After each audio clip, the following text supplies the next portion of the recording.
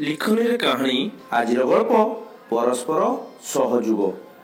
बहुत दिन तलर कथा। देवता और असुर माने निज निज कार्य व्यस्त थे। देवता माने समस्त को साहाय्य करुले, तेणु समस्ते तांको पूजा करुले। किंतु असुर माने बड़ दुष्ट थे, समस्त को हैरान करुले। केही सेमानकु पूजा करुनथिले, एथिपाई सेमाने देवतांक सह कଳି करुले। दिने असुर माने सृष्टिकर्ता ब्रह्मांक पाखरे जाई पहुंचिले। देवता मानक विरोध में कहले। ब्रह्मा कहले, ये तुम मानकर भूल धारणा।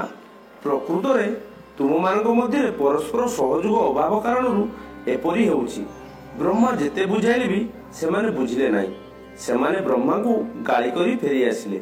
या परे ब्रह्मा असुर मानक उचित शिक्षा देवा पई एक उपाय बाहर कले। से कहले, आज मो तरफ एक भोजीर आयोजन करा जिवो। समस्ते देवता और असुर एई भोजी खाई पारिबे। समस्ते आसी पहुंचिले। एई समय रे ब्रह्मा भोजी खाइबार नियम कहले। समस्ते धाड़ी रे बसिबे एवं निज हाथर कोणी भांगिबे नाही। हाथ सीधा रखी क्षीर खाइबे। असुर माने बड़ असुविधा पड़िले।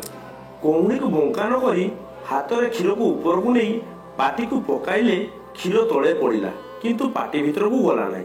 सेमाने भूकरे रहिले। किंतु देवता माने धाड़ी करी मुहामुही हुई बसीगले। जहा आगरे जी बसिले सी तांकु हाथ सीधा करी खुआई देले।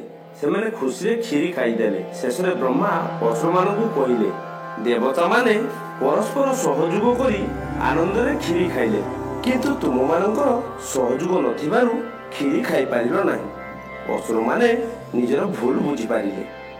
दर्शक बंधु, क्षुद्र गल्प साहाय्य आपण मानक एंटरटेनमेंट करिबा या मोर छुटिया प्रयास। जदि कोनोसी उच्चारण भूल थाए ताहले मते क्षमा कर देबे।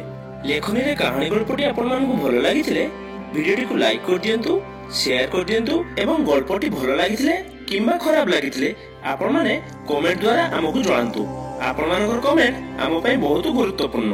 दर्शक बंधु, एमिति भलो भलो गल्प सुनिया को चाहथिले चैनल टी को सब्सक्राइब कर दियंतु एवं पाकर थिबा बेल आइकन को दबाई दियंतु, जा फल रे वीडियो प्रथम नोटिफिकेशन आपण पाई परिबे। दर्शक बंधु, पुणी आउथरे देखा लेखनी कहानी रे आ गुटे अध्याय। से पर्यंत रहुछि। नमस्कार।